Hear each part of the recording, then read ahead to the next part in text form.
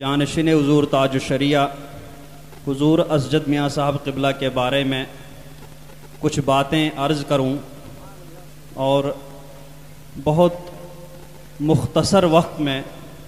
آپ لوگوں کو ان کے بارے میں بتا دوں تاکہ آپ لوگ جان لیں کہ جس عظیم ہستی کا یہ جانشین بننے جا رہے ہیں یا جانشین ہیں، اس ہستی نے ان کو بالکل خالی نہیں چھوڑا تھا بلکہ علوم و فنون سے ان کو بھی مالا مال کر کے چھوڑا تھا، قائدانہ صلاحیتیں ان کے اندر بھر دی تھیں، تب جا کر کے خود ہی اپنی زندگی میں ہی برسر عام مشائخ اعظام اور سادات کرام کے سامنے ہی ان کو اپنا جانشین مقرر کر دیا تھا۔ حضور اسجد میاں صاحب قبلہ کا نام گرامی تو آپ کو معلوم ہی ہے، حضرت مولانا مفتی محمد اسجد رضا خان قادری بریلوی مدد ذلہ العالی۔ آپ بچپن ہی سے حضور مفتی اعظم علیہ الرحم و رضوان کے دست حق پرست پر بیعت ہوئے تھے، اور خود ہی فرماتے ہیں کہ ہم لوگ بچے تھے،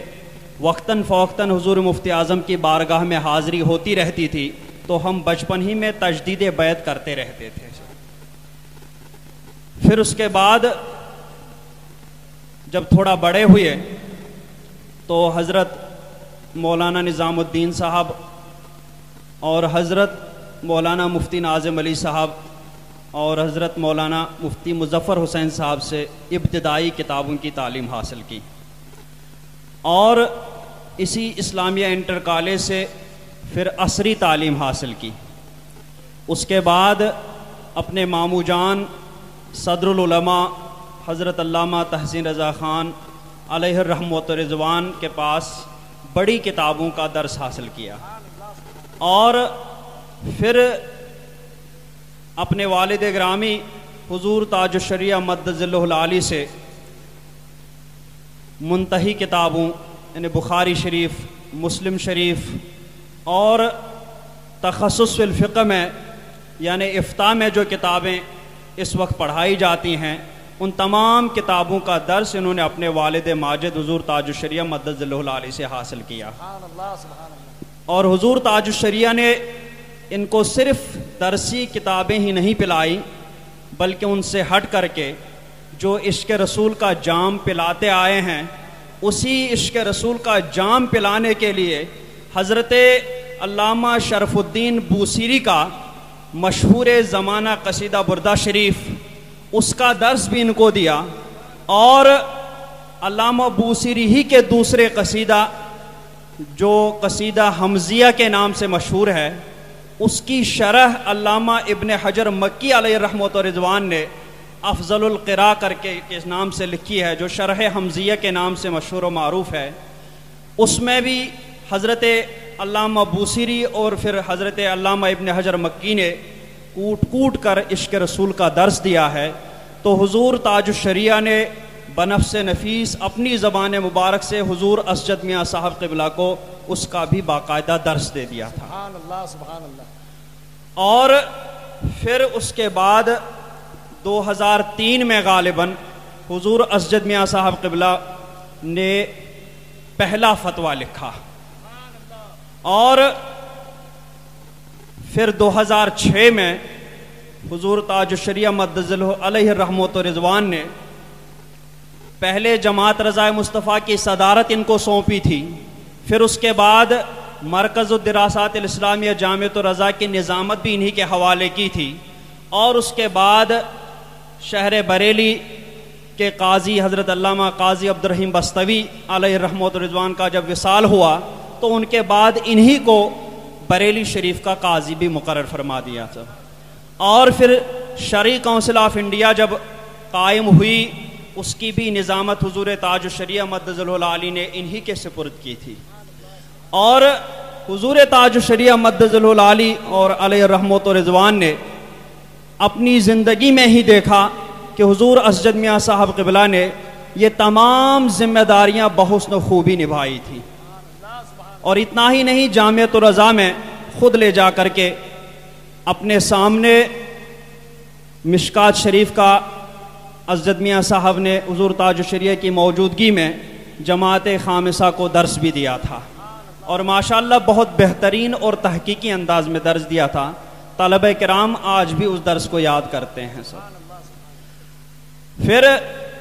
2006 में जब हुजूर ताज शरिया ने देखा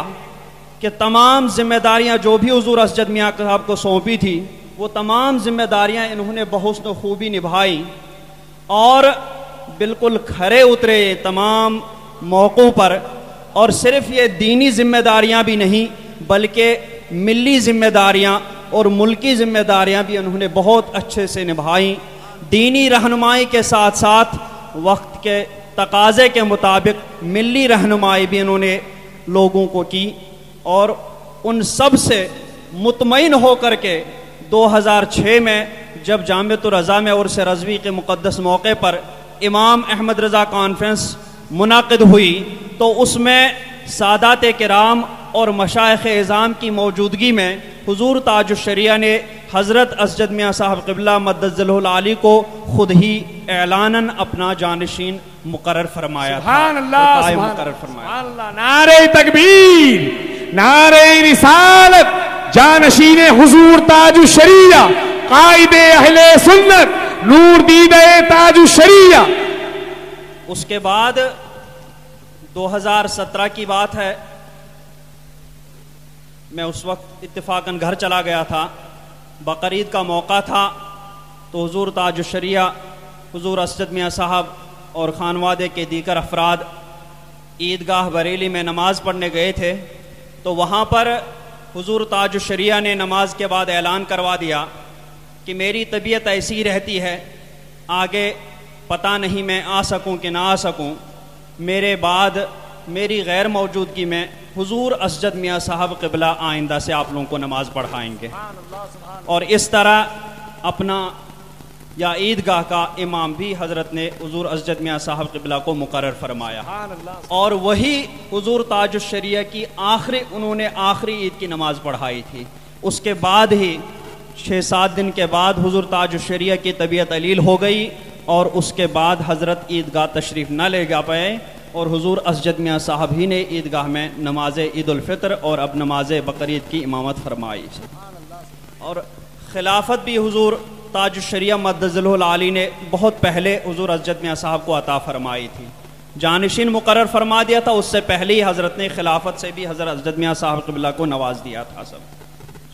अच्छा, हज़रत फरमा रहे हैं कि शहज़ादे अमीन शरीयत हुजूर सलमान मियाँ साहब क़िबला और हुजूर असजद मियाँ साहब को एक वक्त में हुजूर ताज शरिया ने इजाज़त व खिलाफत से नवाजा। सुभान अल्लाह, सुभान अल्लाह। अब उसी जो हुजूर ताज शरिया अपनी ज़िंदगी में ही हज़रत असजद मियाँ साहब क़िबला को अपना जानशीन मुकर्रर करके तशरीफ़ ले गए।